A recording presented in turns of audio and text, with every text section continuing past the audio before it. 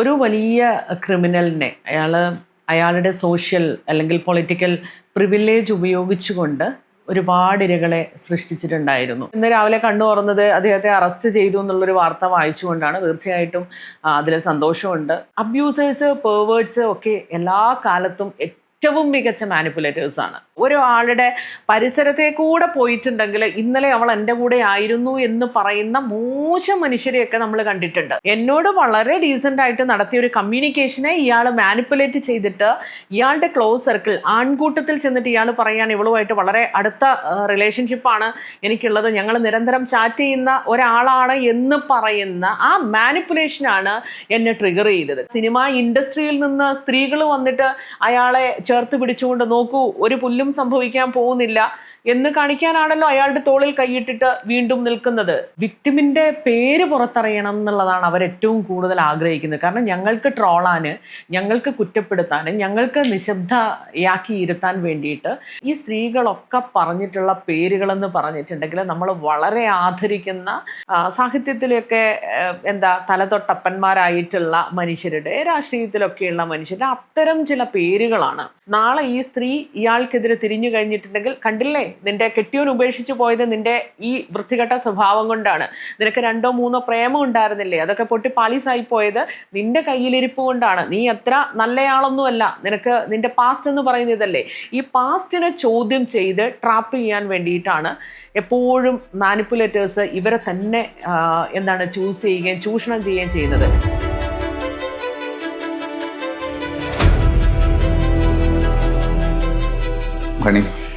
ഏതാണ്ട് ഒരു 2 വർഷമായി നമ്മൾ തമ്മിൽ ഒരു ഇൻ്റർവ്യൂ ഇരുന്നിട്ട്, 2023. ഈ 2 വർഷത്തിന് ശേഷം ഒരുപാട് വഴികളിലൂടെ ഇങ്ങനെ പോയി. എഴുത്തൊരു സൈഡ്, അഭിപ്രായങ്ങൾ തുറന്നു പറയുന്നതിൻ്റെ രീതിയിൽ ഹണി എന്ന് പറയുന്ന ഒരു വ്യക്തി സമൂഹത്തിൻ്റെ മുമ്പിലേക്ക് വന്നിട്ടുള്ള ഒരു സന്ദർഭങ്ങളെന്ന് എന്താണ് 2.5 വർഷം ഏകദേശം കഴിയുമ്പോൾ ഹണിയുടെ നമ്മൾ വിചാരിക്കുന്നത് പോലെയൊന്നുമല്ല നമ്മുടെ ജീവിതത്തിൽ കാര്യങ്ങൾ സംഭവിക്കുന്നത്. ഓരോ ദിവസവും നമ്മൾ പ്ലാൻ ചെയ്തിറങ്ങുന്നത് പോലെയല്ല നമ്മൾ വൈകിട്ട് വന്ന് കയറുമ്പോൾ ഉണ്ടാവുന്നത്. എഴുത്തിൻ്റെ ഒരു ഗ്രാഫ് എന്നല്ല പറയാം, എൻ്റെ ഫോക്കസ് കുറച്ച് ഈ ഒരു 2 years ഗ്യാപ്പിൽ മാറിയിട്ടുണ്ട്. നല്ല രീതിയിൽ എന്ന് വെച്ചിട്ടുണ്ടെങ്കിൽ എൻ്റെ ഒരു ജോലിയുടെ ഒരു സ്വഭാവം വെച്ചിട്ട് ഭയങ്കര ഹെക്റ്റിക്കായിട്ടുള്ള ഒരു ജോലിയിലാണ് ഞാൻ ഉള്ളത്. അപ്പം അതുകൊണ്ട് തന്നെ എഴുതാനുള്ള സമയം ഭയങ്കരമായിട്ട് കുറഞ്ഞു വരികയും എനിക്ക് തോന്നുന്നു ആക്ടിവിസ്റ്റ് എന്നുള്ളൊരു രീതിയിലേക്ക് എൻ്റെ ഫോക്കസ് കുറച്ച് ഞാൻ പോലും അറിയാതെ ഡൈവേർട്ടായിട്ട് മാറുകയും ചെയ്തിട്ടുണ്ട്. സാഹചര്യം എന്നുള്ളതല്ല, നമ്മുടെ കൺമുൻപിൽ ചില അനീതികൾ നടക്കുമ്പോൾ എന്നെപ്പോലത്തെ ഒരാൾക്ക് അതിനോട് പ്രതികരിക്കാണ്ട് നിൽക്കാൻ വഴിയില്ല എന്നുള്ളതാണ്. അതുകൊണ്ട് എഴുത്തിൻ്റെ ഒരു ഗ്രാഫ് എന്നല്ല, എഴുത്ത് കുറച്ച് താഴേക്ക് വരികയും പിന്നെ നമ്മൾ എല്ലാ വർഷവും പുസ്തകം ചെയ്യണമെന്നും നിരന്തരമായി എഴുതിക്കൊണ്ടിരിക്കണമെന്നൊന്നും നിർബന്ധമൊന്നുമില്ലല്ലോ. അപ്പം താലന്ത് എന്ന് പറയുന്ന ഒരു പുസ്തകത്തിന് ശേഷം കാമനകളുടെ മാനിഫെസ്റ്റോ, മാക്ബത്ത് ചെയ്ത ആ ഒരു പുസ്തകത്തിന്, അത് പിന്നെ ഒരുപാട് കാലമായിട്ട് എൻ്റെ ഏറ്റവും വലിയ വിഷാദങ്ങളിലൊക്കെ ഞാൻ അറിയാതെ വളരെ സ്വാഭാവികമായിട്ട് സംഭവിച്ചു പോയിട്ടുള്ള എഴുത്തുകൾ കുറേ വർഷങ്ങളായിട്ട് കയ്യിലുണ്ടായിരുന്നത് കൊടുത്തിട്ടാണ് ആ ഒരു പുസ്തകം വന്നത്.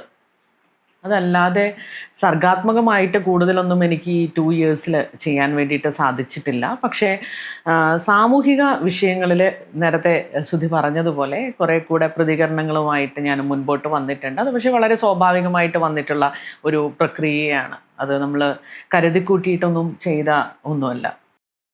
അനാവശ്യമായിട്ടുള്ള സംഭവത്തിൽ ഞാനും ചെന്ന് പെടേണ്ടി വന്നല്ലോ, അല്ലെങ്കിൽ എനിക്കത് പറയേണ്ടി വന്നല്ലോ എന്നൊക്കെ ഉള്ളൊരു ചിന്തയുണ്ടോ? അങ്ങനെയുണ്ടോ? അത്തരത്തിലുള്ള കുറ്റബോധങ്ങളൊന്നും എനിക്ക് ഉണ്ടായിട്ടില്ല, ഒരു കാലത്തും ഉണ്ടായിട്ടില്ല. ഞാൻ പ്രതികരിച്ചതിൻ്റെ പേരിലൊന്നും എനിക്കൊരു തരത്തിലും ഒരു ഗിൽറ്റി ഫീലിങ്ങും ഒരു കാലത്തും ഉണ്ടായിട്ടില്ല എന്നുള്ളതാണ്. കാരണം അതാത് സമയത്ത് പറയേണ്ട ചിലതുണ്ട്. അങ്ങനെ പറയാതെ പോയതുകൊണ്ട് വ്യക്തി ജീവിതത്തിൽ എനിക്ക് പല ബുദ്ധിമുട്ടുകളും നേരിടേണ്ടി വന്നിട്ടുള്ള ഒരാളാണ് ഞാൻ. ആ കൃത്യസമയത്ത് പറയുമായിരുന്നെങ്കിൽ ഇത്രയൊന്നും അനുഭവിക്കേണ്ടി വരില്ലായിരുന്നു എന്ന് എനിക്ക് തോന്നിയിട്ടുണ്ട്. അതുകൊണ്ട് ഈ ഒരു 2 years ഞാൻ പറയേണ്ട കാര്യങ്ങൾ പറഞ്ഞു തന്നെയാണ് പോകുന്നത്. അതിൽ കുറ്റബോധത്തിനൊന്നും യാതൊരുവിധ പങ്കുമില്ല. ഞാൻ ചോദിക്കാൻ അധികം താല്പര്യം സത്യത്തിൽ അത് ചോദിക്കേണ്ടതെന്നൊക്കെ വിചാരിച്ചതാണ്. പക്ഷേ ഇന്ന് ചോദിക്കാതിരിക്കാൻ പറ്റില്ല. കാരണം നമ്മൾ ഇന്ന് ഇൻ്റർവ്യൂ എടുക്കുന്ന സമയത്ത് അറിയുന്ന വാർത്ത എന്ന് പറയുന്ന ഹണിയുടെ ഒരു സ്റ്റേറ്റ്മെൻറ്റ് വളരെയേറെ ശ്രദ്ധിക്കപ്പെട്ട ഒരു സ്റ്റേറ്റ്മെൻ്റ് ഉണ്ടായിരുന്നു. ഒരു പ്രമുഖനായിട്ടുള്ള ഒരു MLA-ക്കെതിരെ. ആ MLA ഇന്നലെ രാത്രി 12 മണിക്ക് അറസ്റ്റ് ചെയ്യപ്പെട്ടു എന്നൊരു ഹണി ചിലപ്പോൾ ഒരു സ്റ്റേറ്റ്മെൻറ്റ് കൊടുത്ത വിഷയത്തിൻ്റെ അപ്പുറം പോയി വേറൊരു കേസുമായിട്ട് കണക്ട് ചെയ്താണ് സംഭവം. എന്നാൽ സമാനമായ വിഷയമാണ്, സമാനമായ സ്വഭാവമാണ് അതിന്. അറസ്റ്റ് ചെയ്യപ്പെട്ട് ഇപ്പോൾ ചോദ്യം ചെയ്തുകൊണ്ടിരിക്കുകയാണ്. അതിൻ്റെ ഒരു അഭിപ്രായം പിന്നെ ഹണിയുടെ അറിവ് ഷെയർ ചെയ്യുകയും ചെയ്ത ഒരാളാണ്. എന്ത് തോന്നുന്നുണ്ട് ഇന്നത്തെ ദിവസം? എനിക്ക് ഭയങ്കര സന്തോഷം തോന്നുന്നുണ്ട്. സന്തോഷം എന്ന് പറഞ്ഞിട്ടുണ്ടെങ്കിൽ ഒരു വലിയ ക്രിമിനലിനെ അയാളുടെ സോഷ്യൽ അല്ലെങ്കിൽ പൊളിറ്റിക്കൽ പ്രിവിലേജ് ഉപയോഗിച്ചുകൊണ്ട് ഒരുപാട് ഇരകളെ സൃഷ്ടിച്ചിട്ടുണ്ടായിരുന്നു. നമുക്കൊക്കെ അറിയുന്ന ഒരു കാര്യമാണ്. പക്ഷേ ഈ പൊളിറ്റിക്കൽ പ്രിവിലേജ് ഏത് രീതിയിൽ അദ്ദേഹത്തെ സപ്പോർട്ട് ചെയ്യും എന്നുള്ളതും ഇത്തരം വിഷയങ്ങളൊക്കെ മുൻപോട്ട് വന്നപ്പോൾ അതും നമ്മൾ നേരിട്ട് കണ്ട ഒരു കാര്യമാണ്. ഒരു വലിയ ആൾക്കൂട്ടം അയാൾക്കൊപ്പം സപ്പോർട്ട് ചെയ്ത് നിൽക്കുന്നത് കണ്ടിട്ട് അത് ഉണ്ടാക്കിയൊരു സോഷ്യൽ ഡാമേജ് ഉണ്ട്. കാരണം പ്രശ്നങ്ങൾ തുറന്നു പറയാൻ ആഗ്രഹിക്കുന്ന സ്ത്രീകളെയൊക്കെ ഭയപ്പെടുത്തുന്ന രീതിയിൽ സൈബർ സ്പേസിലായാലും അല്ലാണ്ടായാലും അതുണ്ടാക്കിയിട്ടുള്ള ഒരു വലിയ ചലനമുണ്ട്. അപ്പം ഞാനടക്കമുള്ള സ്ത്രീകൾ ആലോചിച്ചിട്ടുണ്ട്, സ്ത്രീകൾക്ക് എവിടെയാണ് ഒരിടം, അല്ലെ സ്ത്രീകളുടെ പ്രശ്നങ്ങൾ പറയാൻ എവിടെയാണ് ഒരിടം എന്ന് ചിന്തിച്ചിട്ട് ഭയന്ന് പോവുക, അല്ലെങ്കിൽ ഇനി ഒരു എന്താ പറയുക, ഒരു നിശ്ചലാവസ്ഥയിലേക്ക് വരില്ലേ, നമുക്ക് സ്ത്രീകൾക്ക് ഇവിടെ ജീവിക്കാൻ ഒരിടമില്ല എന്നുള്ള രീതിയിലേക്ക് നമ്മളെ ചിന്തിപ്പിക്കുന്ന രീതിയിലാണ് ആ കേസിൻ്റെ കാര്യങ്ങളൊക്കെ പോയിക്കൊണ്ടിരുന്നത്. അപ്പോൾ തീർച്ചയായിട്ടും ഇന്ന് രാവിലെ കണ്ണു തുറന്നത് അദ്ദേഹത്തെ അറസ്റ്റ് ചെയ്തു എന്നുള്ളൊരു വാർത്ത വായിച്ചുകൊണ്ടാണ്. തീർച്ചയായിട്ടും അതിൽ സന്തോഷമുണ്ട്. സർക്കാർ അതിന് തീർച്ചയായിട്ടും ഒരു അഭിനന്ദനം അർഹിക്കുന്നുണ്ട് എന്നുള്ളതാണ്. കാരണം ഈ മാനിപ്പുലേറ്റേഴ്സ്, അബ്യൂസേഴ്സ് അവരൊക്കെ എക്സ്പോസ് ചെയ്യപ്പെടേണ്ട ആളുകൾ തന്നെയാണ്. അതുമായിട്ട് ബന്ധപ്പെട്ട് മറ്റൊരു ടോപ്പിക്കും കൂടെ ഞാൻ പറയേണ്ടതുണ്ട്. ഇപ്പോൾ ഒരു 1 വീക്കിന് മുന്നേ ഞാനൊരു കവിയെക്കുറിച്ച് എഴുതിയിട്ടുണ്ടായിരുന്നു. സോഷ്യൽ മീഡിയയിൽ ഞാൻ എഴുതിയിട്ടുണ്ടായിരുന്നു. വിക്ടിം നേരിട്ട് വിളിച്ച് സംസാരിച്ചതിൻ്റെ ഒരു പശ്ചാത്തലത്തിലാണ് അങ്ങനെ ഒരു റൈറ്റപ്പ് വരുന്നത്. അപ്പം അവർ കടന്നുപോയിട്ടുള്ള പ്രശ്നങ്ങളൊക്കെ കേട്ടിട്ട് ട്രോമറ്റൈസ്ഡ് ആയിപ്പോയിട്ടുള്ള ഒരാളാണ് ഞാൻ. അവരാകെ സംസാരിച്ചിരുന്നത് 3 സ്ത്രീകളോടാണ്. അപ്പോൾ ഇതൊന്നും അത്ര നിസ്സാരമായിട്ടല്ല ഞാനടക്കമുള്ള സ്ത്രീകൾ കേട്ടു പോകുന്നത്. പക്ഷേ അത്തരം സ്ത്രീകൾ തുറന്ന് പറച്ചിലുകൾ നടത്തുമ്പോൾ പോലും ഒരാൾക്കൂട്ടം ചുറ്റും നിന്നിട്ട് വിക്ടിമിൻ്റെ പേര് പുറത്തറിയണം എന്നുള്ളതാണ് അവരേറ്റവും കൂടുതൽ ആഗ്രഹിക്കുന്നത്. കാരണം ഞങ്ങൾക്ക് ട്രോളാൻ, ഞങ്ങൾക്ക് കുറ്റപ്പെടുത്താൻ, ഞങ്ങൾക്ക് നിശബ്ദയാക്കി ഇരുത്താൻ വേണ്ടിയിട്ട് വിക്ടിമിൻ്റെ പേര് റിവീൽ ചെയ്യപ്പെടട്ടെ എന്നുള്ള രീതിയിൽ പോലും ഒരു വലിയ ആൾക്കൂട്ടം പുറത്തു നിന്നൊരു കോക്കസ് ആയിട്ട് നിന്ന് പ്രവർത്തിക്കുന്നുണ്ട് എന്നുള്ളത് എനിക്ക് വ്യക്തിപരമായിട്ട് ബോധ്യപ്പെട്ടിട്ടുണ്ട്. അപ്പം അങ്ങനെ ഒരു സാഹചര്യത്തിൽ ഇരകൾക്കൊപ്പം ആരുണ്ട് എന്ന് ചോദിച്ചിട്ടുണ്ടെങ്കിൽ ഏറ്റവും മിനിമം ഇവിടെ ഒരു ഏറിയ ശതമാനമെങ്കിലും ഇവിടുത്തെ നീതിന്യായ വ്യവസ്ഥ കൂടെ നിൽക്കുന്നുണ്ട് എന്ന് തോന്നിപ്പിക്കാൻ തീർച്ചയായിട്ടും ഇന്നത്തെ ഈ ഒരു MLA-യുടെ അറസ്റ്റ് കൂടെ ഉപകാരപ്പെടുമെന്നുള്ളതാണ് ഞാൻ മനസ്സിലാക്കുന്നത്. അതിലെനിക്ക് സന്തോഷം.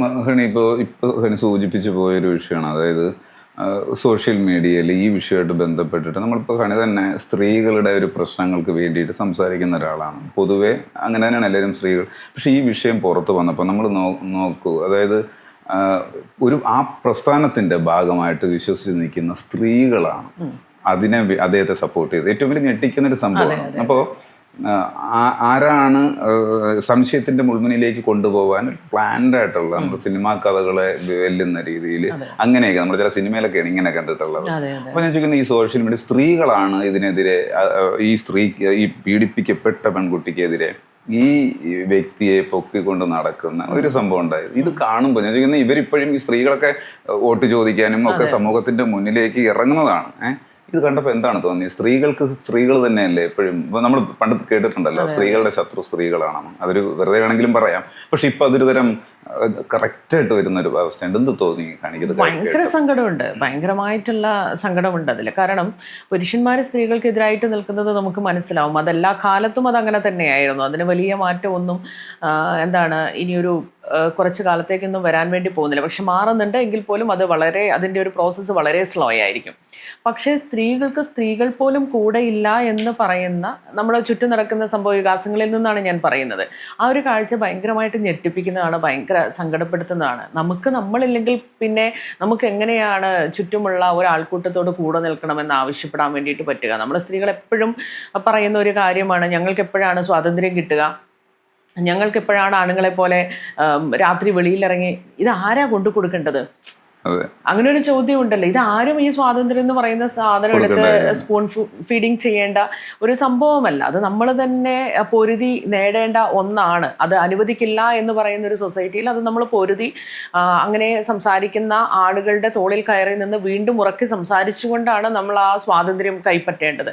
ആ ഒരു സാഹചര്യത്തിൽ സ്ത്രീകൾക്കൊരു പ്രശ്നം വരുമ്പോൾ അവർക്കെതിരായിട്ട് നിന്നിട്ട് വേട്ടക്കാരൻ്റെ കൂടെ നിന്ന് സംസാരിക്കുക എന്ന് പറഞ്ഞിട്ടുണ്ടെങ്കിൽ മനുഷ്യപക്ഷത്ത് നിൽക്കുന്ന ഒരാൾക്കും സാധിക്കില്ലാത്ത ഒരു കാര്യമാണ്. ഞാനതിനെ അതുകൊണ്ട് സ്വയം ഹീൽ ചെയ്യാൻ വേണ്ടിയിട്ട് ഞാൻ സ്വയം കണ്ടെത്തുന്ന ഒരു മറുപടി അല്ലെങ്കിൽ ഉത്തരമെന്ന് പറയുന്നത്, ഇത്തരം മനുഷ്യരെയൊന്നും ഞാൻ മനുഷ്യനെന്നൊരു പൂർണ്ണ അർത്ഥത്തിൽ ഞാൻ കാണാറും വിളിക്കാറും ഇല്ല എന്നുള്ളതാണ്. കാരണം നമുക്ക് ഒരു സ്ത്രീ വളരെ ബ്രൂട്ടലായിട്ടുള്ള ഒരു സാഹചര്യത്തിലേക്കൂടെ കടന്നുപോയി എന്ന് അറിയുമ്പോൾ സ്വാഭാവികമായിട്ടൊരു മനുഷ്യനുണ്ടാവേണ്ട ഒരു വലിവും കരുണയും ഒക്കെ ഉണ്ടല്ലോ. മൃഗങ്ങൾക്ക് പോലും ഈ പറയുന്ന കുറച്ചുകൂടെ സഹാനുഭൂതി ഉണ്ട് എന്നാണ് ഞാൻ ഇത്തരം വിഷയങ്ങളിൽ മനസ്സിലാക്കുന്നത്. ഒരു കുഞ്ഞിനെ ഒരു കൂട്ടം വന്ന് അറ്റാക്ക് ചെയ്യുന്ന കണ്ടിട്ടുണ്ടെങ്കിൽ അതിൻ്റെ അച്ഛനോ അമ്മയോ അല്ലെങ്കിൽ അതിൻ്റെ വർഗത്തിൽപ്പെട്ട മുതിർന്ന ജീവികൾ ഓടിക്കൂടുകയും അതിനെ സേവ് ചെയ്യാൻ വേണ്ടിയിട്ട് ശ്രമിക്കുകയും ചെയ്യുമല്ലോ. ആ ഒരു ഒത്തൊരുമ പോലും മനുഷ്യർക്കിടയിലില്ല എന്ന് കാണുമ്പോൾ ഞാൻ അത്തരം മനുഷ്യരെ മൃഗങ്ങളെക്കാൾ കുറച്ചുകൂടെ താഴെ അടയാളപ്പെടുത്താനാണ് ഞാൻ ഇഷ്ടപ്പെടുന്നത്. ഞാൻ സ്വയം ഫീൽ ചെയ്യുന്നത് അങ്ങനെയാണ്. നമ്മൾ നേരത്തെ ചോദിച്ച പോയിന്റ് ചേർത്ത് വയ്ക്കേണ്ട ചോദ്യമാണ്. അതായത് ആ MLA വിഷയം ഒരു മാധ്യമങ്ങൾക്ക് മുമ്പിൽ ഹണി അത് പ്രസൻറ്റ് ചെയ്യണു. വളരെ ഷാർപ്പായിട്ടും വളരെ പെട്ടെന്നും വളരെ ശക്തമായിട്ടും ഒക്കെ അത് പ്രതികരിച്ചു. അതെങ്ങനെ സംഭവിച്ചതാണ് അത്രയും ഒരു അത് ആ വിഷയം വരുന്ന സമയത്ത് പെട്ടെന്ന് എനിക്ക് സ്ട്രൈക്കിംഗ് ആയിട്ടുള്ളൊരു കാര്യം, രാഹുൽ എന്നോട് മോശമായിട്ട് ഇടപെടുകയല്ലല്ലോ ചെയ്തിട്ടുള്ളത്. രാഹുൽ വളരെ മാന്യമായിട്ട് ഒറ്റൊരു ദിവസമേ എന്നോട് അയാൾ മെസ്സഞ്ചറിൽ വന്നിട്ട് സംസാരിച്ചിട്ടുള്ളൂ. ഒരു ശ്രീലങ്കൻ യാത്രയെക്കുറിച്ച് സംസാരിച്ച് അയാൾ ഹൈ ബൈ പറഞ്ഞു പോയി. അയാളുടെ ലാസ്റ്റ് മെസ്സേജിന് ഞാൻ റിപ്ലൈയും കൊടുത്തിട്ടില്ല. രാവിലെ നോക്കിയപ്പോൾ ഞാനൊരു മെസ്സേജ് കണ്ടു, അയാൾ ഒരു വെളുത്ത ഹൃദയം അതിൻ്റെ അകത്തിട്ടിട്ട് പോയി. എന്നല്ലാതെ എന്നോട് രാഹുൽ മാങ്കൂട്ട് സംസാരിക്കാൻ വരുന്നത് എന്നെ സംബന്ധിച്ചൊരു കാര്യമൊന്നുമല്ല. ഇപ്പം ഇതെല്ലാം രാഹുൽ ഗാന്ധി സംസാരിക്കാൻ വന്നു എന്ന് വിചാരിച്ചിട്ട് ഇത് വലിയൊരു സംഭവമാണെന്ന് വിചാരിച്ചിട്ട് നടക്കാൻ ആഗ്രഹിക്കുന്ന ഒരാളൊന്നുമല്ല ഞാൻ. അതുകൊണ്ട് ആ പുള്ളി എൻ്റെ അടുത്ത് സംസാരിക്കാൻ വന്ന കാര്യം അതങ്ങനെ പോയി. പക്ഷേ ഇദ്ദേഹത്തിനെതിരായിട്ടൊരു വെളിപ്പെടുത്തൽ നടത്തുന്നതിൻ്റെ പിറ്റേ ദിവസം തന്നെ ഞാൻ അറിയുകയാണ്, അയാളുടെ വളരെ ക്ലോസ് സർക്കിൾ ത്രൂ ഞാൻ അറിയുകയാണ്, എന്നോട് വളരെ ഡീസൻ്റായിട്ട് നടത്തിയ ഒരു കമ്മ്യൂണിക്കേഷനെ ഇയാൾ മാനിപ്പുലേറ്റ് ചെയ്തിട്ട് ഇയാളുടെ ക്ലോസ് സർക്കിൾ ആൺകൂട്ടത്തിൽ ചെന്നിട്ട് ഇയാൾ പറയുകയാണ് ഇവളുമായിട്ട് വളരെ അടുത്ത റിലേഷൻഷിപ്പാണ് എനിക്കുള്ളത്, ഞങ്ങൾ നിരന്തരം ചാറ്റ് ചെയ്യുന്ന ഒരാളാണ് എന്ന് പറയുന്ന ആ മാനിപ്പുലേഷനാണ് എന്നെ ട്രിഗർ ചെയ്തത്. കാരണം ഞാൻ ഒറ്റയ്ക്ക് നേരത്തെ പറഞ്ഞതുപോലെ ഒരു സിംഗിൾ പാരൻ്റ് ആണല്ലോ. നമ്മൾ ഇത്തരം വൃത്തികേടുകൾ നമ്മൾ എന്തുമാത്രം ഈ സ്ത്രീകളെ ഡാമേജ് ചെയ്യുന്നുണ്ട് എന്നറിയാമോ? ഈ ആൺകൂട്ടങ്ങളിലിരുന്ന് ഇവർ പറയുന്ന ഇത്തരം പേവേർട്ട് കഥകളുണ്ട്. ഒരാളുടെ പരിസരത്തെ കൂടെ പോയിട്ടുണ്ടെങ്കിൽ ഇന്നലെ അവൾ എൻ്റെ കൂടെ ആയിരുന്നു എന്ന് പറയുന്ന മോശം മനുഷ്യരെയൊക്കെ നമ്മൾ കണ്ടിട്ടുണ്ട്. നമ്മൾ ഇന്നലെയൊക്കെ നിയമസഭാ പുസ്തകോത്സവത്തിൻ്റെ സമയത്ത് ആക്ടിവിസ്റ്റുകളായിട്ടുള്ള പല സ്ത്രീകളും അവിടെ വെച്ച് കാണുകയും മിണ്ടുകയും ഒക്കെ ചെയ്യുന്ന സമയത്ത് വളരെ കോമൺ ആയിട്ട് കയറി വന്ന ചില കാര്യങ്ങളുണ്ട്. ഇപ്പം ആ ഒരു കവിയുടെ പ്രശ്നവുമായിട്ട് ബന്ധപ്പെട്ടിട്ടൊക്കെ വരുമ്പോൾ നമ്മൾ മനസ്സിലാക്കുന്ന ഒരു കാര്യമുണ്ട്. ഈ ആൺകൂട്ടങ്ങളിൽ ഇവരിരുന്നിട്ട് പലതരത്തിലുള്ള സഫോക്കേഷനാണ്. മെയിനായിട്ട് എനിക്ക് തോന്നുന്നു ലൈംഗിക ദാരിദ്ര്യമാണെന്ന് തോന്നുന്നു. അപ്പം ഇവരിങ്ങനെയാണ് ഇവർ ആനന്ദം കണ്ടെത്തുന്നത്. നമ്മളോട് ഇടപെട്ട സ്ത്രീകൾ, നമ്മുടെ പ്രണയത്തിൽപ്പെട്ട സ്ത്രീകൾ, ഇനി ഈ രീതിയിലൊക്കെ ആഗ്രഹിച്ചിട്ട് കിട്ടാതെ പോയ സ്ത്രീകളെ കുറിച്ചാണ് ഇവർക്ക് ഏറ്റവും മികച്ച കഥകൾ ഇവരുണ്ടാക്കുക. ഇനി തൻ്റെ കൂടെ വന്നു എന്നുള്ളത് മാത്രമല്ല, പലരുടെയും കൂടെ പോയിട്ടുണ്ട് എന്ന് പറയുന്ന വൃത്തികേടുകൾ പറഞ്ഞുണ്ടാക്കും. അവർക്ക് പലരുടെയും കൂടെ പോകാൻ പറ്റുന്നുണ്ടെങ്കിൽ അത് അവരുടെ ചോയ്സ് ആണല്ലോ, അവരുടെ ഫ്രീഡം ആണല്ലോ എന്ന് ചിന്തിക്കാനുള്ള കോമൺ സെൻസ് പോലും ഇല്ല എന്നുള്ളതാണ്. അപ്പം ഇത്തരം കഥകൾ ഉണ്ടാക്കുന്ന ഡാമേജ് ഉണ്ട്. ഇതിങ്ങനെ പറന്ന് ഉടനെ ഈ നുണകൾക്ക് കൈയും കാലും ചിറകും ഒക്കെ വരും. ഇതിങ്ങനെ പറന്ന് നടക്കും. ഇത് പലരിൽ നിന്ന് നമ്മൾ കേട്ട് ഇതിനോടൊന്നും പൊരുതാൻ പറ്റാത്ത ഒരുപാട് സ്ത്രീകളുണ്ട് എന്നുള്ളതാണ്. ഈ ഇറോട്ടിക് കവിയുടെ പോസ്റ്റുമായിട്ട് ബന്ധപ്പെട്ടിട്ട് തന്നെ ഞാൻ അറിയുന്ന കാര്യങ്ങളുണ്ട്. ഇവരിങ്ങനെ ഈ കൂട്ടം, ഇയാൾക്ക് ചുറ്റുമുള്ള കൂട്ടമായാലും ഇയാളെ അനുകൂലിക്കുന്ന കൂട്ടമായാലും ഇവർ പറയാൻ ശ്രമിച്ചു കൊണ്ടിരിക്കുന്ന കഥകൾ, കാരണം നമ്മളെ മോശക്കാരിയാക്കിയിട്ട് എത്ര പറയാൻ പറ്റും ആ രീതിയിൽ കഥകൾ ഉണ്ടാക്കുക എന്നുള്ളതാണ്. ഇതെനിക്ക് എൻ്റെ തൊലിപ്പുറത്തെ പോലും ഇത് ബാധിക്കുന്നില്ല. പക്ഷെ എല്ലാ സ്ത്രീകളും അങ്ങനെയല്ല. ഇവരെന്ത് ചെയ്യുന്നറിയുമോ? മുഖ്യധാരയിലുള്ള ഈ സ്ത്രീകളൊക്കെ ഈ കോർണറിലേക്ക് പോകും. ഇവർ മുൻവെളിച്ചത്തിലേക്ക് ഇവർ വരത്തേയില്ല, ഇവരുടെ എഴുത്ത് നിന്ന് പോവും, ഇവരുടെ പ്രതികരണ ശേഷി ഈ പറയുന്നത് പോലെ സൈലൻ്റ് ആയിപ്പോവും. ഇവർ ഈ കോർണറിലേക്ക് മാറ്റുക എന്നുള്ളത് മാത്രമാണ് ഈ ആൺകൂട്ടങ്ങളുടെ ഒരു ലക്ഷ്യം എന്ന് പറയുന്നത്. അതുകൊണ്ടാണ് രാഹുൽ മാങ്കൂട്ടത്തിൻ്റെ പ്രശ്നം വന്നപ്പോൾ എനിക്ക് അത് വളരെ പെട്ടെന്ന് കയറി സ്ട്രൈക്കായത്.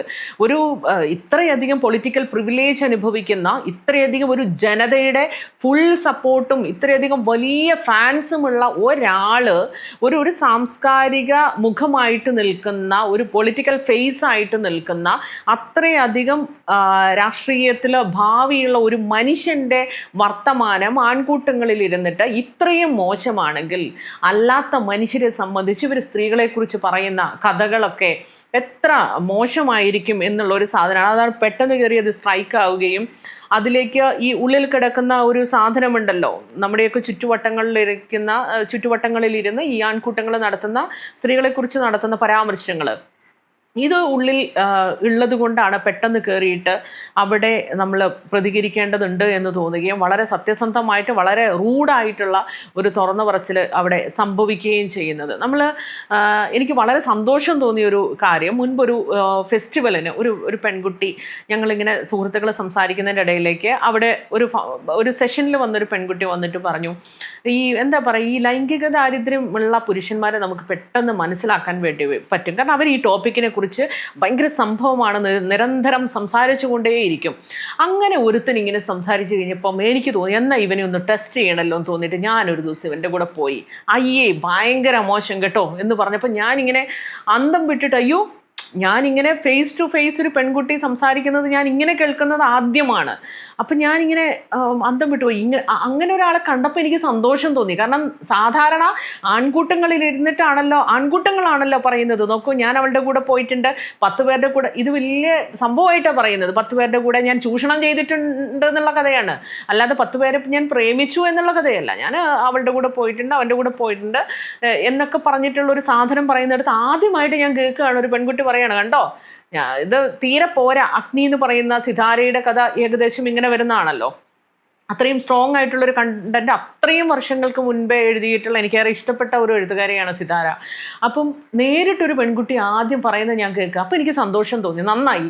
ഇനി ഇത്തരത്തിലൊക്കെ ഇരുന്നിട്ട് വേണം സ്ത്രീകളും പുരുഷന്മാരെ കുറിച്ച് ചർച്ച ചെയ്യാൻ എന്നുള്ളതാണ്. അവരുടെ അനുഭവത്തിൽ നിന്ന് തന്നെ അവർ സത്യസന്ധമായിട്ട് പറയട്ടെ എന്നുള്ളതാണ്. നോക്കൂ, ഇവന്മാരൊക്കെ വലിയ കേമന്മാരാണ്, ഇത്തരം വിഷയങ്ങളിൽ നിന്ന് പുറത്ത് പറഞ്ഞുകൊണ്ട് നടക്കുന്നവരൊക്കെ വെറും ദാരിദ്ര്യം പിടിച്ച മനുഷ്യരാണ്, ഇവന്മാരൊന്നും ഒരു ചുക്കുമല്ല എന്ന് പറയാൻ മുഖത്തോട് മുഖം നോക്കി നിന്നിട്ട് ഒരു സ്ത്രീക്ക്, ഒരു പെൺകുട്ടിക്ക് സംസാരിക്കാൻ പറ്റിയെന്നുള്ളതൊരു ഞെട്ടലും എനിക്കതിലപ്പുറം ഒരു സന്തോഷം ഉണ്ടാക്കിയിട്ടുള്ള ഒരു കാര്യമാണ്. അതൊരു നിസ്സാര കാര്യമല്ല. നമ്മുടെ പെൺകുട്ടികൾ അതിനോളം വളർന്നു എന്നുള്ളതാണ്. ഇതൊന്നും ഇത്ര സംഭവമൊന്നുമല്ല. ഇവരുടെ ദാരിദ്ര്യമാണ്.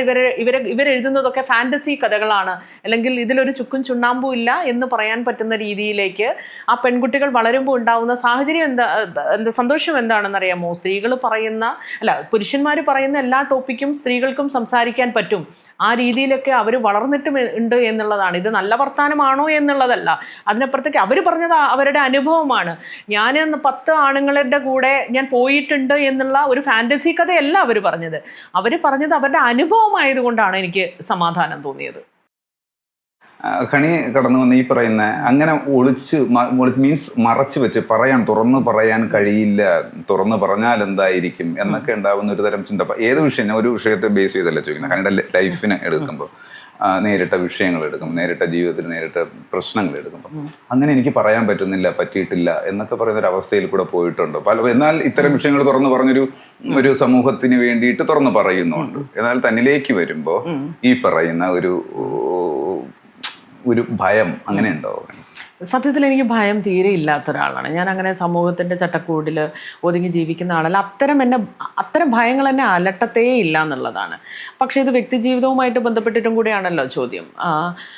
അങ്ങനെ നോക്കുമ്പോൾ ഞാനൊരു ഹീലിംഗ് പ്രോസസ്സിലാണ്. നമുക്ക് എല്ലാ കാര്യങ്ങളും അതാത് സമയത്ത് നമുക്ക് പറയാൻ പറ്റണമെന്നില്ല. നമ്മളിപ്പം വിക്ടിമായിട്ടുള്ള സ്ത്രീകളോട്, അല്ലെങ്കിൽ അത് സ്ത്രീയോ പുരുഷനോ ആരും ആകട്ടെ, നമ്മൾ പറയുന്നൊരു കാര്യമുണ്ട്, ഞാൻ പറയുന്നൊരു കാര്യമുണ്ട്, ഹീല് ചെയ്യാൻ നിങ്ങൾക്ക് എത്ര സമയമാണെന്ന് വെച്ചാൽ നിങ്ങളത് എടുത്തോളൂ. നിങ്ങൾ ഓക്കെയാണ്, നിങ്ങൾ ഇത്രയും വലിയൊരു ആൾക്കൂട്ടം പുറത്ത് നിങ്ങളെ അറ്റാക്ക് ചെയ്യാൻ വേണ്ടി നിൽക്കുന്നുണ്ട് എന്നറിയുമ്പോൾ അതിനെ നേരിടാനുള്ള ഒരു ധൈര്യവും കൂടെ നമ്മൾ ആർജിച്ചെടുത്തിട്ട് വേണം നമ്മളിത് പറയാൻ വേണ്ടിയിട്ട്. നമ്മൾക്ക് ഓൾറെഡി ഉണങ്ങാത്ത ഒരു മുറിവ് ഉള്ളിൽ കിടപ്പുണ്ട്.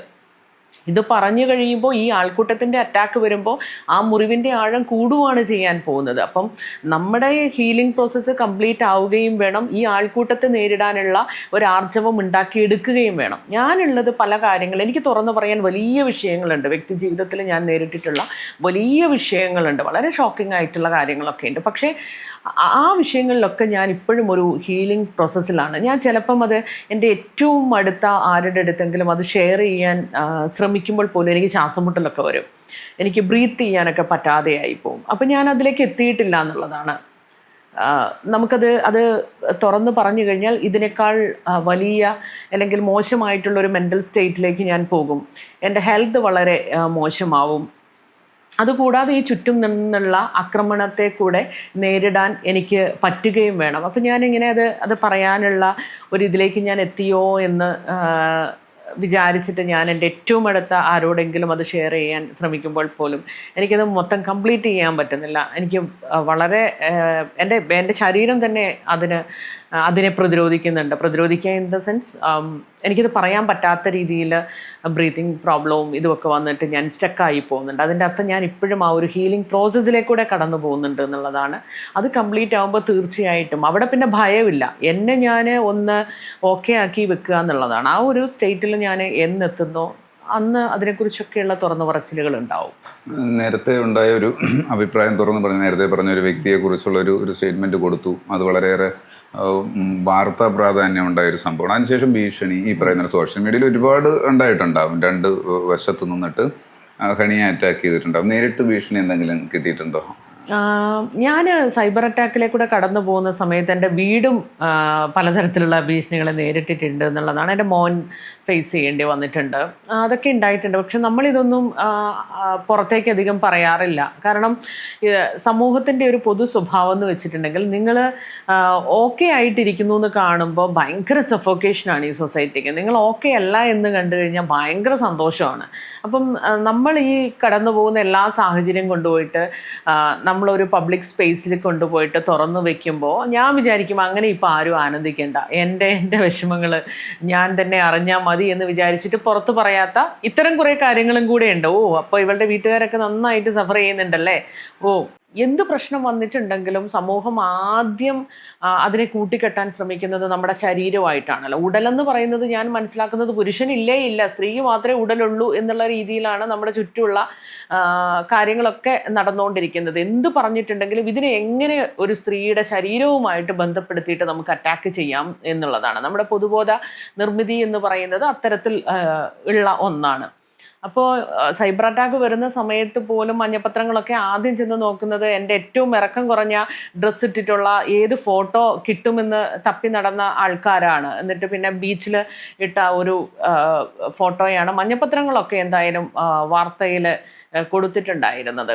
അപ്പോൾ എനിക്കിത് കാണുമ്പോൾ വലിയ ഞെട്ടലൊന്നുമില്ല. കാരണം ഞാൻ ഒരു പബ്ലിക് സ്പേസിൽ ഇട്ടിരിക്കുന്ന ഒരു ഫോട്ടോ എന്ന് പറയുന്നത് തീർച്ചയായിട്ടും എനിക്ക് ആ ഒരു ഭയമില്ലായ്മ അല്ലേ തന്നെ, ഇതിൽ ഭയക്കേണ്ട കാര്യമൊന്നുമില്ലല്ലോ. ഓരോ ഇടങ്ങളിലും എനിക്ക് കംഫർട്ടബിൾ ആയിട്ടുള്ള വേഷം ധരിച്ചിട്ടാണ് ഞാൻ ഇറങ്ങുക എന്നുള്ളതാണ്. അത് സമൂഹം കാണുന്നതിൽ എന്തെങ്കിലും അതൃപ്തി ഉണ്ടെങ്കിൽ അങ്ങനെ ഒരു കാര്യം ഒരു പബ്ലിക് സ്പേസിൽ ഞാൻ പോസ്റ്റ് ചെയ്യില്ല. അപ്പോൾ എന്നെ സംബന്ധിച്ച് അത് ഒരു ബുദ്ധിമുട്ടൊന്നും ഉണ്ടാക്കിയ കാര്യമല്ല. പക്ഷെ അത് സൊസൈറ്റിയുടെ ഒരു മെൻറ്റാലിറ്റി ഞാൻ കൂട്ടിച്ചേർത്തു എന്നുള്ളത് മാത്രമേ ഉള്ളൂ. പക്ഷേ എൻ്റെ വീടിനെ അത് ബാധിച്ചിട്ടുണ്ട്. കാരണം അവരെല്ലാവരും ഇത്തരം ആക്ടിവിസ്റ്റുകളായിട്ട് പ്രവർത്തിക്കുന്ന ആളുകളോ അല്ലെങ്കിൽ ഇങ്ങനെ എല്ലാ വിഷയങ്ങളിലും തുറന്ന് പറച്ചിലുകൾ നടത്തുന്ന മനുഷ്യരോ ഒന്നുമല്ല. അവരൊക്കെ വളരെ സാധാരണക്കാരായിട്ടുള്ള മനുഷ്യരാണ്.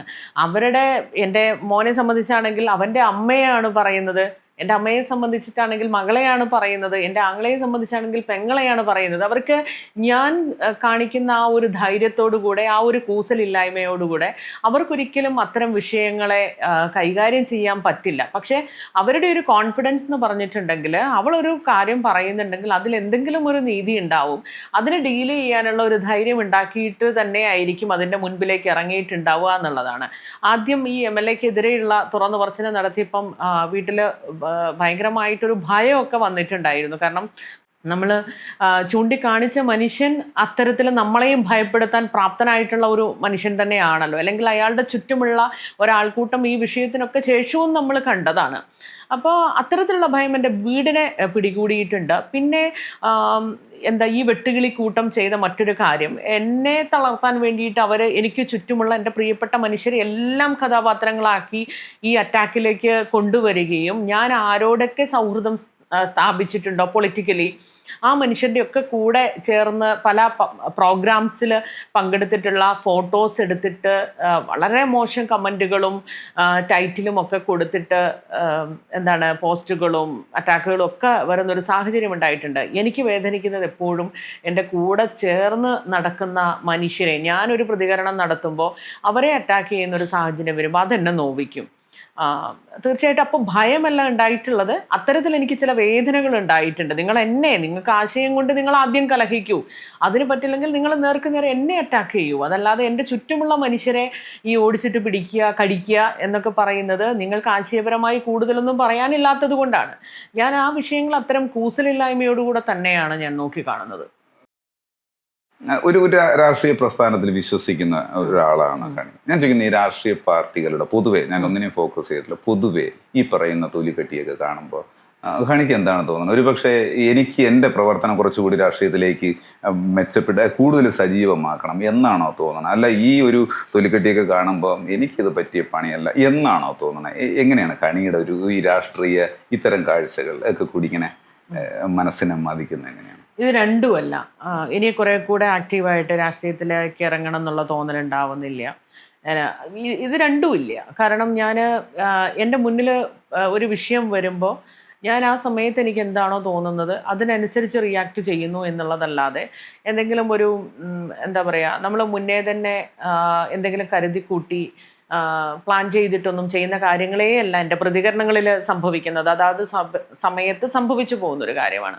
പക്ഷെ നേരത്തെ പറഞ്ഞ ഒരു കാര്യമുണ്ട് ഇവരുടെ തൊലിക്കെട്ടിയെക്കുറിച്ച്, അതിലും എനിക്ക് വിയോജിപ്പുണ്ട്. കാരണം അത് നമ്മൾ ഒരു ഓപ്പൺ സ്പേസിൽ നിൽക്കുന്ന മനുഷ്യരെ മാത്രമേ നമ്മൾ കാണുന്നുള്ളൂ, അവരെക്കുറിച്ച് മാത്രമേ നമ്മൾ ജഡ്ജ്മെൻറ്റ്സ് നടത്തുന്നുള്ളൂ എന്നുള്ളതാണ്. അതല്ല, അതിൻ്റെ പുറത്ത് ഒരു വലിയ ആൾക്കൂട്ടമില്ലേ, ഈ മുഖ്യധാരയിലേക്ക് വരാത്ത, ലൈം ലൈറ്റിലേക്ക് വരാത്ത ഒരു വലിയ ആൾക്കൂട്ടം ഇതിൻ്റെ പിറകിലല്ലേ ഉള്ളത്. ജനം എന്ന് പറയുന്ന ഒരു ഭാഗം പിറകിലല്ലേ ഉള്ളത്.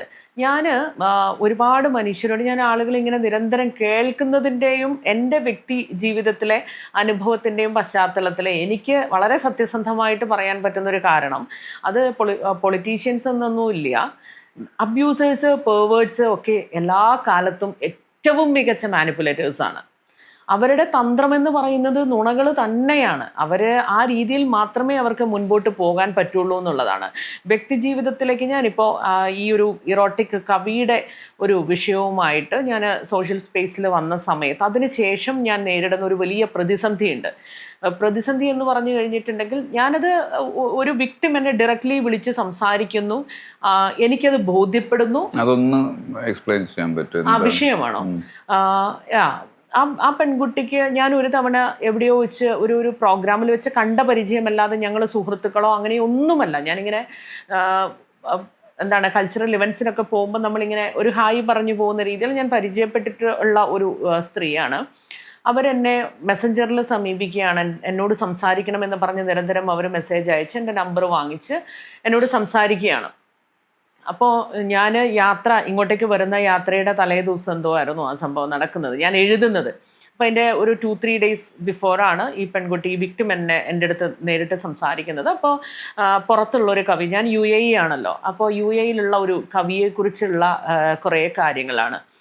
അയാൾ മാരീഡാണ്, കുട്ടികളുണ്ട്. അപ്പം നിരന്തരമായിട്ട് അവരുടെ പിറകെ നടന്ന് ഈ മാനിപ്പുലേറ്റേഴ്സിൻ്റെ ഏറ്റവും നേരത്തെ ഞാൻ പറഞ്ഞൊരു കാര്യമുണ്ടല്ലോ, വളരെ പ്ലാൻഡ് ആയിട്ടാണ് അവരുടെ ഓരോ കാര്യങ്ങളും മുൻപോട്ട് പോകുക. ഒരാളെ നമ്മൾ ടാർഗറ്റ് ചെയ്ത് ഈ സ്ത്രീയെ എൻ്റെ വരുതിയിലേക്ക് കൊണ്ടുവരണം എന്ന് അവർ തീരുമാനിക്കുന്ന നിമിഷം മുതൽ, ആ മൊമെൻറ്റ് മുതൽ അവിടെ നുണകളുടെ ഒരു കൊട്ടാരം പണിത് തുടങ്ങുകയാണ്. അവിടെ വളരെ സാമർത്ഥ്യത്തിൽ ഫേക്കായിട്ട് പെരുമാറുന്ന ഒരു മനുഷ്യനെ നമുക്ക് പിന്നീട് ഇതൊക്കെ റിവീൽ ചെയ്യുമ്പോൾ നമുക്ക് കാണാൻ വേണ്ടിയിട്ട് പറ്റും. അത് വ്യക്തി ജീവിതത്തിൽ എനിക്കും അനുഭവമുള്ള കാര്യമാണ്.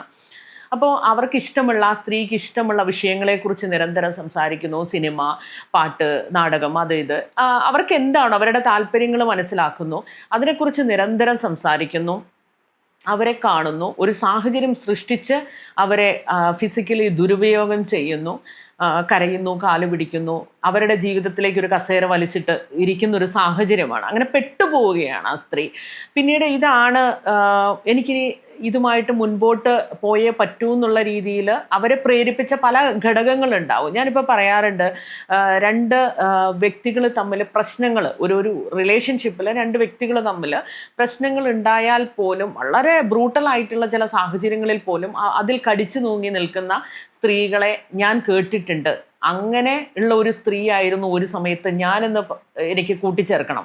കാരണം ഞാൻ കാമനകളുടെ മാനിഫെസ്റ്റോ എന്ന് പറയുന്ന പുസ്തകത്തിൽ ഞാൻ പറഞ്ഞിട്ടുണ്ട്, ഞാൻ എല്ലാ കാലത്തും എൻ്റെ ബന്ധങ്ങളിൽ അങ്ങേയറ്റം വിധേയപ്പെട്ട ഒരു നായയായിരുന്നു എന്നാണ് പറയുന്നത്.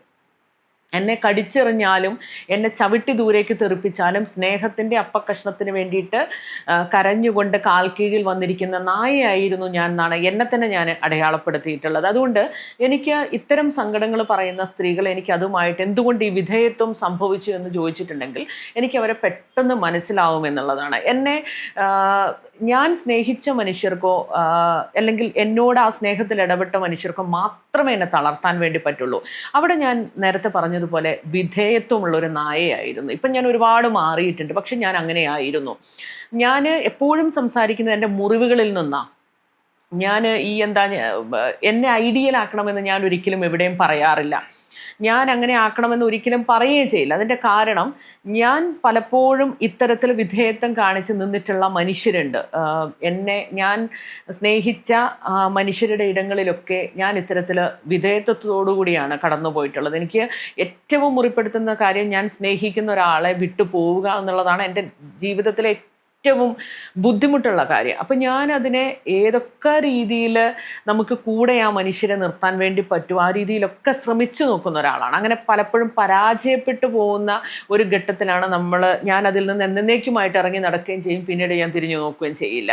അപ്പോൾ ആരിൽ നിന്നെങ്കിലും അങ്ങനെ ഇറങ്ങി നടന്നിട്ടുണ്ടെങ്കിൽ അത്രയും ബ്രൂട്ടലായിട്ടുള്ള രീതിയിൽ എന്നെ വേദനിപ്പിച്ച് ഇനി മരണമേ മുൻപോട്ടുള്ളൂ എന്നുള്ളൊരു ഘട്ടത്തിൽ മാത്രമാണ് ഏതെങ്കിലും മനുഷ്യൻ്റെ ജീവിതത്തിൽ നിന്ന് ഞാൻ ഇറങ്ങി നടന്നിട്ടുണ്ടാവുക.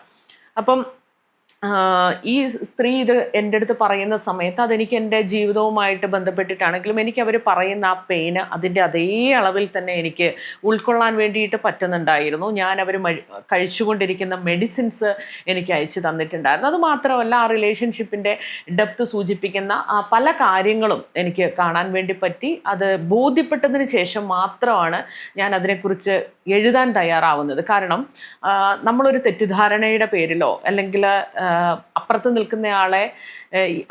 നിൽക്കുന്ന സ്ത്രീക്കും അവരും എന്നെ ദുരുപയോഗം ചെയ്യാൻ പാടില്ലല്ലോ. നാളെ എനിക്ക് ഗിൽറ്റി ഫീലിംഗ് ഉണ്ടാവാൻ പാടില്ല. ഒരു നിരപരാധിയെ, ഞാനൊരു സോഷ്യൽ സ്പേസിൽ വന്നിട്ടാണ് വർത്തമാനം പറയുന്നത്, ഞാനൊരു നിരപരാധിയെ ആണ് ഞാൻ ക്രൂശിച്ചത് എന്ന് എനിക്കൊരിക്കലും തോന്നാനും പാടില്ല. അതൊന്നും നമുക്ക് തിരിച്ചു പിടിക്കാൻ പറ്റില്ലാത്തൊരു കാര്യമാണ്.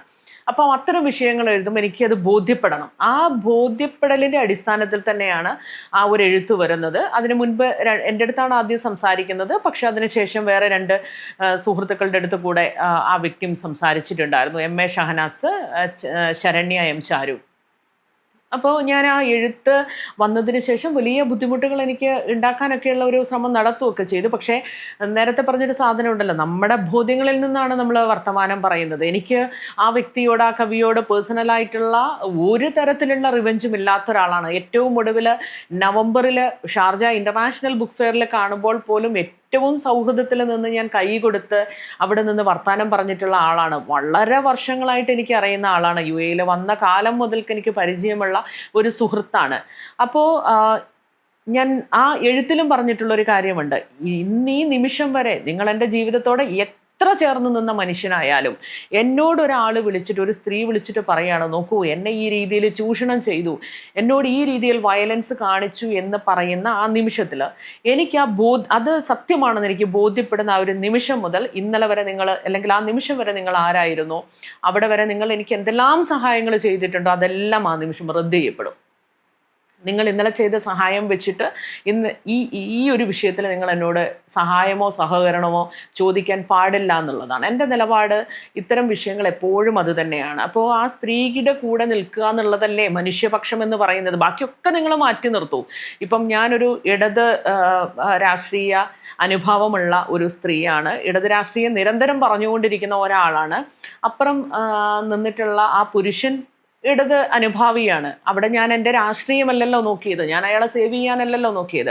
അവിടെ ഞാൻ എന്താണ് സ്വീകരിക്കുന്ന രീതി എന്ന് പറയുന്നത് സ്ത്രീപക്ഷം അതല്ലെങ്കിൽ മനുഷ്യപക്ഷം എന്നുള്ളതാണ്. അതുകൊണ്ട് ആ സ്ത്രീക്ക് ഏത് രീതിയിലാണോ സമാധാനം കിട്ടുക അതിൻ്റെ കൂടെ നിൽക്കുക എന്നുള്ളത്. അവർക്ക് സമാധാനം കിട്ടേണ്ടത് എഴുതണമെന്ന് അവർ ആവശ്യപ്പെട്ടിട്ടാണ് ഞങ്ങൾ എഴുതുന്നത്. അതല്ലാതെ കഥ കേട്ടു കിട്ടിയല്ലോ ഒരു ടോപ്പിക് എന്ന് വിചാരിച്ചിട്ട് അത് നേരത്തെ പെട്ടെന്ന് പോയിട്ട് എഴുതുന്ന ഒരു സംഭവമല്ല. അവരുടെ ആവശ്യപ്രകാരമാണ്, അവർ പറഞ്ഞിട്ടാണ് അത് ഞങ്ങൾ എഴുതുന്നത്.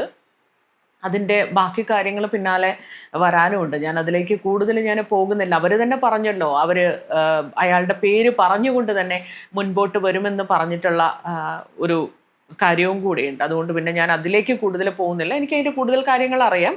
പക്ഷെ അത് അവരാണ് പറയേണ്ടത്. അവരത് പറയേണ്ട സമയത്ത് കൃത്യമായിട്ട് പറയുകയും ചെയ്യും. വ്യക്തിയും എഴുത്തും രണ്ടായിട്ട് നിൽക്കുക, എഴുതുന്ന ആളായിരിക്കില്ല റിയൽ വ്യക്തി എന്ന് പറയുന്ന ഒരു തലം എപ്പോഴെങ്കിലും അതിപ്പോൾ ആ തോന്നൽ എനിക്ക് ഭയങ്കര കൂടുതലാണ്. ഇത്രയും കാലം അത് ഇത്രയും സ്ട്രോങ് ആയിട്ട് എൻ്റെ ഉള്ളിലുണ്ടായിരുന്നില്ല. പക്ഷേ എഴുത്ത് എന്നുള്ളത് മാത്രമല്ല, സാംസ്കാരിക രംഗത്ത് വർത്തമാനം പറയുന്ന പല മനുഷ്യരും ഡ്യുവൽ പേഴ്സണാലിറ്റി ഉള്ളവരാണ് എന്നുള്ള തോന്നൽ ബോധ്യം തന്നെയുണ്ട്. ഞാൻ ഈ അടുത്ത കാലത്താണല്ലോ, നേരത്തെ നിങ്ങൾ പറഞ്ഞതുപോലെ ഒരു 2 years ഗ്യാപ്പിലാണ് ഞാൻ സോഷ്യലായിട്ടുള്ള സാമൂഹിക വിഷയങ്ങളിൽ കൂടുതൽ അറിയാതെ പ്രതികരണങ്ങൾ സംഭവിച്ചിട്ടുള്ളത്. വളരെ സ്ട്രോങ് ആയിട്ടുള്ള ചില സ്റ്റേറ്റ്മെൻറ്റ്സ് എനിക്ക് പൊതുമധ്യത്തിൽ കൊടുക്കേണ്ടി വന്നിട്ടുള്ളത്. നേരത്തെ ഞാൻ പറയാൻ ഉദ്ദേശിച്ചത് ഇൻ ബിറ്റ്വീൻ ഡിസ്കണക്റ്റ് ആയി പോയിട്ടുണ്ട്. എന്താണെന്ന് വെച്ചാൽ ഈ MLA വിഷയവും അതുപോലെ തന്നെ ഈ കവിയുടെ വിഷയവുമായിട്ട് ബന്ധപ്പെട്ടിട്ട് നേരത്തെ ഒരു പ്രതിസന്ധി ഞാൻ പറയാനിരുന്നത് ഞാൻ കംപ്ലീറ്റ് ചെയ്തില്ല. അതിനുശേഷം പല ദേശങ്ങളിൽ ഇരുന്നിട്ട് മനുഷ്യരെ കോണ്ടാക്ട് ചെയ്തുകൊണ്ടിരിക്കുകയാണ്. എന്താ വെച്ചാൽ അതിൽ ഞാൻ ആ പോസ്റ്റിൽ പറഞ്ഞൊരു കാര്യമുണ്ടായിരുന്നു, എങ്ങനെ കഴുത്ത് പോയാലും വിക്ടിമിൻ്റെ ഐഡൻറ്റിറ്റി വെളിപ്പെടുത്തില്ല എന്ന് ഉറപ്പുള്ള സ്ത്രീകളോട് മാത്രമാണ് അവർ സംസാരിച്ചിട്ടുള്ളത്. അപ്പം എൻ്റെ കേസിൽ ഞാൻ അങ്ങനെയാണ് ആ ഒരു കോൺഫിഡൻഷ്യാലിറ്റി മെയിൻറ്റെയിൻ ചെയ്ത് കൊണ്ടുപോകുന്നത്. ഞാനത് കഴുത്ത് പോയാലും പറയില്ല എന്നുള്ളതാണ്. മുൻപൊരു പീഡോഫിൽ വിഷയം വന്ന സമയത്ത് എനിക്ക് ആ കുഞ്ഞിനെ അറിയാമായിരുന്നു. ഞാൻ മടിയിൽ വെച്ച് നടന്നിട്ടുള്ള ഒരു കുട്ടിയായിരുന്നു. ഞാൻ ആ വാർത്ത കേൾക്കുന്ന സമയത്ത് വാഷ്റൂമിലിരുന്ന ഫോണിൽ ഞാൻ ഏതാണ് ആ കുട്ടിയെന്ന് ഞാൻ അറിയുകയാണ്. എൻ്റെ സൗഹൃദത്തിൽപ്പെട്ട ആളുടെ കുട്ടിയായിരുന്നതുകൊണ്ട് ഞാനത് കേട്ടിട്ട് ഞാൻ ആ നിലത്ത് ആ തറയിൽ ഞാൻ ഇരുന്നു പോകുന്നുണ്ട്. ആ പെയിനോട് കൂടെ ഞാൻ ഇരുന്നു പോകുന്നുണ്ട്. എൻ്റെ മടിയിലിരുന്ന് ഞാൻ തലോലിച്ചിട്ടുള്ള കുട്ടിയാണ്. എൻ്റെ മകനെ പോലെ ഞാൻ കണ്ടിട്ടുള്ള മോളാണ്. അപ്പം ആ ഒരു സാഹചര്യമൊക്കെ വന്ന സമയത്ത് ഈ പെയിൻ, ഈ കൺസീവ് ചെയ്യുക എന്ന് പറയുന്ന ഒരു സാധനം ഭയങ്കരമാണ്. അത് നമ്മളെ മറ്റൊരാളുടെ പെയിൻ ആണെങ്കിൽ അത് നമ്മളെയും കൂടെ തളർത്തിക്കളയും എന്നുള്ളതാണ്. ഞാൻ അങ്ങനത്തെ ഒരു പേഴ്സണാണ്. അപ്പം ഈ ഒരു വിഷയത്തിൽ ആളുകൾ നിരന്തരം സംസാരിക്കാൻ പല ദേശങ്ങളിൽ നിന്ന് സ്ത്രീകൾ നമ്മളെ കമ്മ്യൂണിക്കേറ്റ് ചെയ്തുകൊണ്ടിരിക്കുക. ഇതിനു മുൻപ് അങ്ങനത്തെ വല്ലപ്പോഴും മാത്രം സംഭവിക്കുന്ന ഒരു കാര്യം ഇതിപ്പോൾ ഒരു ഡെയിലി റുട്ടീൻ പോലെയായിട്ട് മാറിയിട്ടുണ്ട്.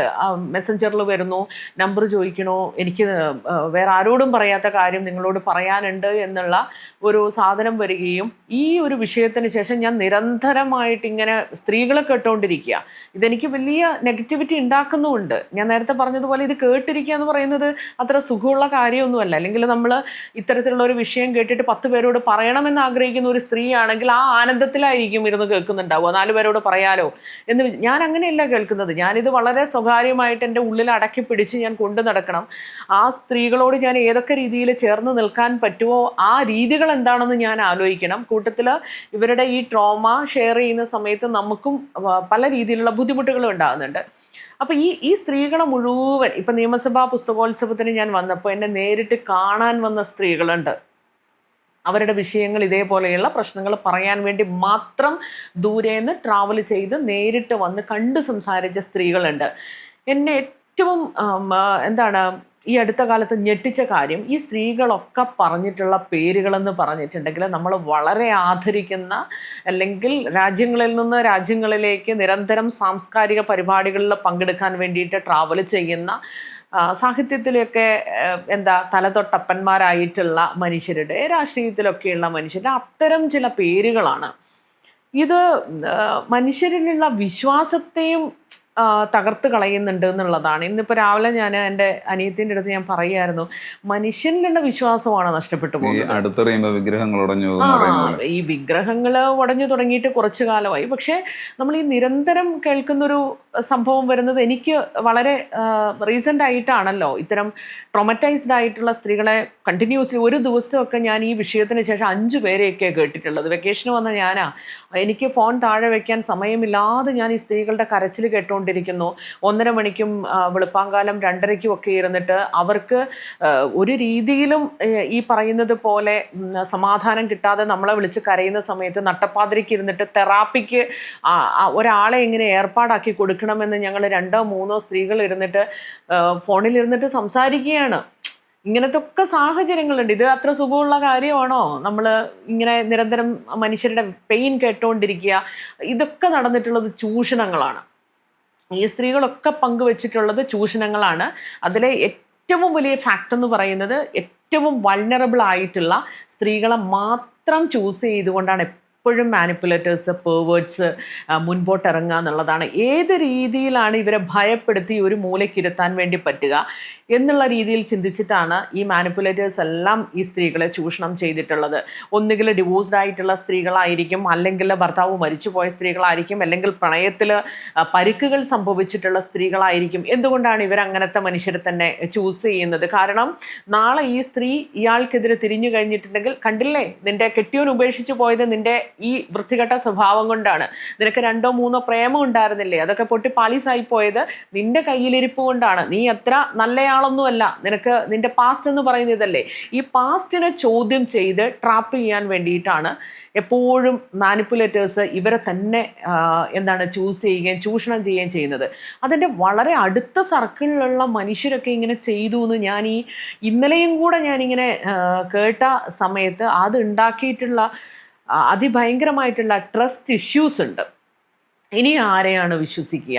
അപ്പം ഞാൻ ഈ 2026 എടുത്തിട്ടുള്ള ഏറ്റവും വലിയ തീരുമാനം എന്ന് പറയുന്നത്, ഇനി ഒരു പുരുഷനെക്കുറിച്ച് ഞാൻ പബ്ലിക് സ്പേസിൽ മനോഹരമായിട്ട് എഴുതില്ല എന്നുള്ളതാണ്. കാരണം ഞാനൊരു ഫോട്ടോ, ഒരു നല്ല മനുഷ്യൻ എന്നുള്ള രീതിയിൽ ഒരാളെ ചേർത്ത് നിർത്തിയൊരു ഫോട്ടോ ഇടുന്നു.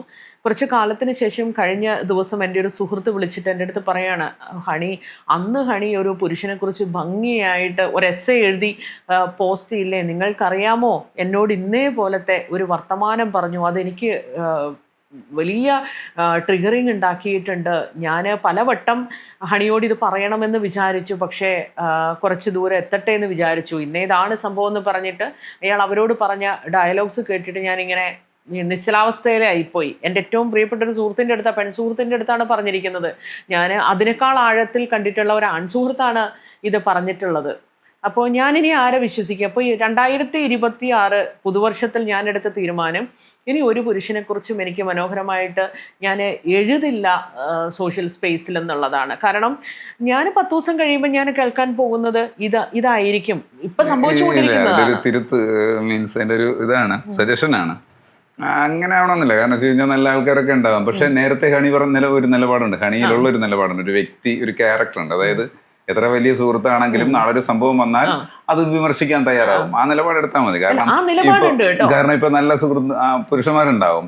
അപ്പൊ അതാരാണെങ്കിലും നമ്മളെല്ലാം ഇങ്ങനെ അവര് അങ്ങനെയാണെന്ന് കരുതി എനിക്ക് മനസ്സിലാവും. കാരണം ഒരു മനസ്സിൽ ഇതും കൂടെ കിടന്നിട്ട് ആരെയാണ് വിശ്വസിക്കണം എന്നുള്ള ചോദ്യമാണ് സ്വയം ഇങ്ങനെ ചോദിച്ചിട്ടാണ് ഈ ഒരു അവസ്ഥയിലേക്ക് എത്തുന്നത്, ഇങ്ങനെ ചിന്തിക്കാൻ പ്രേരിപ്പിക്കുന്നത്. പക്ഷെ അങ്ങനെ വേണമെന്നില്ല. ഞാൻ പറഞ്ഞ നേരത്തെ ഒരു ക്യാരക്ടർ ഉണ്ടല്ലോ, ഈ പറയുന്ന പോലെ സ്നേഹിക്കാൻ പറ്റുന്ന ഒരു വ്യക്തിയാണെങ്കിൽ സ്നേഹത്തോട് പെരുമാറുക. നാളെ ഒരു സമയത്ത് ഒരു പ്രശ്നം ഉണ്ടെങ്കിൽ ശക്തമായി അത് എതിർക്കപ്പെടേണ്ടതാണ് തോന്നിയാൽ എതിർക്കപ്പെടുമ്പോൾ തന്നെയാണ് നമ്മുടെ നിലപാടെന്ന് തോന്നുന്നത്. പക്ഷേ എന്താ സംഭവിച്ചെന്നറിയോ, ആ പെയിൻ ഉണ്ടല്ലോ, അവര് ഷെയർ ചെയ്യുന്ന ഒരു പെയിൻ ഉണ്ടല്ലോ, നമ്മുടെ കൂടെ ചേർന്ന് നിന്ന് ഒരു വേട്ടക്കാരനെ കാണുമ്പോൾ അവർക്കുണ്ടാവുന്ന ആ പെയിൻ എനിക്ക് ഭയങ്കരമായിട്ട് ഫീൽ ചെയ്തുകൊണ്ടാണ് ഞാൻ പറഞ്ഞത്. ഞാനിനി പിന്നെ നമ്മൾ നിരന്തരം കേൾക്കുന്നത് നമ്മുടെ സർക്കിളിലുള്ള മനുഷ്യരെ കുറിച്ച് തന്നെയാ. ഈ ഒരു സഫോക്കേഷനിൽ നിന്നാണ് ഞാൻ നേരത്തെ പറഞ്ഞ മറുപടി വന്നിട്ടുള്ളത്. അവിടെ ആ കുട്ടിയോട് നിങ്ങൾ പറഞ്ഞ കാര്യം തന്നെയാണ് ആ പെൺകുട്ടിയോട് ഞാൻ പറഞ്ഞിട്ടുള്ളത്. നോക്കൂ, ഇന്നലെ വരെ എനിക്കറിയില്ലായിരുന്നു ഇയാൾ ഇങ്ങനെയാണ് എന്ന് എനിക്കറിയില്ലായിരുന്നു. ഇന്ന് പക്ഷേ ഇനി ഒരു നിമിഷം മുതൽ ഇയാളെക്കുറിച്ച് ഇത്തരം ഒരു ചിത്രം വരില്ല. ഇനി ഒരിക്കലും അത്തരം ഒരു ചിത്രം ഞാനായിട്ട് കൊണ്ടുപോയിട്ട് പോസ്റ്റ് ചെയ്യുന്നൊരു സാഹചര്യത്തിലേക്ക് ആ സൗഹൃദം വളരില്ല. എൻ്റെ ഉള്ളിൽ എപ്പോഴും ഈ പെയിൻ കിടപ്പുണ്ടല്ലോ, ആ രീതിയിലേക്ക് ഞാനായിട്ട് അയാളെ ഇനി വളർത്തില്ല, ഞാനായിട്ട് അയാൾക്കൊരു സ്പേസ് കൊടുക്കില്ല എന്ന് ഞാൻ തീർച്ചയായിട്ടും ഞാനതിന് മറുപടി പറയുന്നുണ്ട്. പക്ഷേ നേരത്തെ പറഞ്ഞതുപോലെ ഇതൊക്കെ നമ്മളെ വലിയ സംഘർഷങ്ങളിലേക്ക് കൊണ്ടുചെന്ന് എത്തിക്കുകയും പലപ്പോഴും നമ്മളിനി ആണുങ്ങളെ കുറിച്ച് എഴുതാതിരിക്കുന്നതാണോ ശരിക്കുള്ള മറുപടി എന്ന് പോലും അതിലും എനിക്ക് കൺഫ്യൂഷൻ ഉണ്ട്. സുധി പറഞ്ഞതുപോലെ എനിക്ക് കൺഫ്യൂഷൻ ഉണ്ട്. അത് വിചാരിച്ച് എല്ലാ ആണുങ്ങളെയും നമ്മൾ ജഡ്ജ് ചെയ്യണോ? നാളെ ഒരു ദിവസം നമ്മൾ അങ്ങനെയല്ല എന്നറിയുമ്പോൾ അത് ജഡ്ജ് ചെയ്താൽ പോരെന്നൊക്കെയുള്ള ഒരു ഇതുണ്ട്. പക്ഷേ ഈ അടുത്ത ദിവസങ്ങളിലാണല്ലോ ഇതെല്ലാം സംഭവിച്ചിട്ടുള്ളത്. അതുകൊണ്ട് ഒരു കറക്റ്റ് പോയിന്റിലേക്ക് എന്താണ് അതിനെ അനലൈസ് ചെയ്ത് എങ്ങനെ അതിനെ നേരിടണം എന്നുള്ള ഒരു രീതിയിലേക്ക് എത്തുന്നോടം വരെ ഇനി ഞാൻ എഴുതില്ല, ആണുങ്ങളെ കുറിച്ച് തൽക്കാലത്തേക്ക് ഞാൻ എഴുതില്ല എന്നുള്ള ഒരു തീരുമാനത്തിൽ തന്നെയാണ് നിൽക്കുന്നത്. കാരണം നമ്മുടെ ക്ലോസ് സർക്കിളിൽ നമ്മളോട് ഇത്രയും വർഷമായിട്ട് ഇടപഴകിയിട്ടുള്ള ആളുകൾ തൊട്ടപ്പുറത്ത് പോയിട്ട് നമ്മുടെ ഏറ്റവും അടുത്ത മിത്രങ്ങളോട് ഇങ്ങനെയാണെന്ന് പറയുമ്പോൾ ഉണ്ടാകുന്ന ഒരു ഭീകരമായ ഷോക്ക് ഉണ്ടല്ലോ. ഞാൻ വേദി പങ്കിട്ട മനുഷ്യരെ കുറിച്ചൊക്കെയാണ് ഇന്നലെ മറ്റൊരു സ്ത്രീ ഒരു വെളിപ്പെടുത്തൽ നേരിട്ട് വന്ന് എന്നോട് നടത്തിയത്. അപ്പം റീസെൻ്റ്ലി പോലും ഞാൻ ആ മനുഷ്യനൊപ്പം വേദി പങ്കിട്ടിട്ടുണ്ട്. അവരെ സാംസ്കാരികമായിട്ടുള്ള ഒരു വലിയ ഫേസ് ആയിട്ട് എല്ലാ സംഘടനകളും അയാളെ ഇൻവൈറ്റ് ചെയ്യുകയും കൊണ്ടുപോവുകയും ഒക്കെ ചെയ്യുന്നുണ്ട്. ഇന്നോ നാളെയോ തട്ടിപ്പോകുമോ എന്ന് വിചാരിച്ചിരിക്കുന്ന അത്ര ഏജ്ഡ് ആയിട്ടുള്ള സാഹിത്യകാരനെ കുറിച്ച് പോലും ഞാൻ വളരെ മോശമായിട്ട് ഞാൻ കേട്ടു. നാളെ ഒരു പേര് വെളിപ്പെടുത്തി കഴിഞ്ഞിട്ടുണ്ടെങ്കിൽ ഒരുപക്ഷെ എന്നെ കൊന്ന് കാനയിലെറിയാൻ സാധ്യതയുള്ള മനുഷ്യരുടെ പേരുകൾ പോലും ഞാൻ കേട്ടു. അങ്ങനെയൊക്കെയുള്ള വലിയ ബുദ്ധിമുട്ടുകൾ ഈ ഒരു വിതിൻ 10 days തന്നെ സംഭവിച്ചിട്ടുണ്ട്. ഇതിനോടൊക്കെ എങ്ങനെയാണ് പ്രതികരിക്കേണ്ടത്? നമുക്കൊന്നും ഒരിക്കലും ഒറ്റയ്ക്ക് നിന്നിട്ട് ഫൈറ്റ് ചെയ്ത് ഇതിനൊന്നും സൊല്യൂഷൻ കണ്ടെത്താൻ പറ്റില്ല. കാരണം നമ്മൾ കാണുവാണ്, നമ്മളൊരു സത്യം ഒരു വിക്ടിം എന്ന് പറഞ്ഞ ഒരു ആള് വന്നു കഴിയുമ്പോഴത്തേക്ക് പിന്നെ ഞങ്ങൾ ഈ ഇരയ്ക്കെതിരെ നിന്നുകൊണ്ട് ഞങ്ങൾ ഇക്കാലം അത്രയും ഞങ്ങൾ നടത്തിക്കൊണ്ടിരുന്ന ഈ ഒരു പുരുഷ ആധിപത്യമുണ്ടല്ലോ, അത് ഞങ്ങൾ നിലനിർത്താൻ വേണ്ടിയിട്ട് നിങ്ങൾക്കെതിരായിട്ട് എന്തും ചെയ്യും എന്തും പറയും എന്നുള്ള രീതിയിലാണ് ഇപ്പം ആൾക്കൂട്ട ആക്രമണം ഇരകൾക്കെതിരെ നടന്നുകൊണ്ടിരിക്കുന്നത്. MLA വിഷയത്തിൽ നമ്മൾ അത് കണ്ടു തന്നെയല്ലേ. അയാളെ ചേർത്ത് പിടിക്കാൻ എത്ര പ്രമുഖരായിട്ടുള്ള മനുഷ്യരായാണ് ഉണ്ടായിട്ടുള്ളത്. ഈ സിനിമ ഇൻഡസ്ട്രിയിൽ നിന്ന് സ്ത്രീകൾ വന്നിട്ട് അയാളെ ചേർത്ത് പിടിച്ചുകൊണ്ട് നോക്കൂ, ഒരു പുല്ലും സംഭവിക്കാൻ പോകുന്നില്ല എന്ന് കാണിക്കാനാണല്ലോ അയാളുടെ തോളിൽ കൈയിട്ടിട്ട് വീണ്ടും നിൽക്കുന്നത്. ഇത് വലിയ സോഷ്യൽ ഡാമേജ് സൊസൈറ്റിയിൽ ഉണ്ടാക്കുന്നുണ്ട്. സൊസൈറ്റി എന്ന് പറയുന്നതിനേക്കാൾ നമ്മുടെ സ്ത്രീകൾക്ക് ഉണ്ടാക്കുന്നുണ്ട് എന്നുള്ളതാണ്. ഈ കവിയുടെ വിഷയത്തിൽ പോലും ഒരു സ്ത്രീ ഒരു പ്രതികരണം നടത്തിയ സമയത്ത് ഇതിനെതിരായിട്ട് ഇരയ്ക്ക് എതിരായിട്ട് നിന്നിട്ട് പ്രതികരണം നടത്തിയ ഒരു സംഭവം ഉണ്ടായി.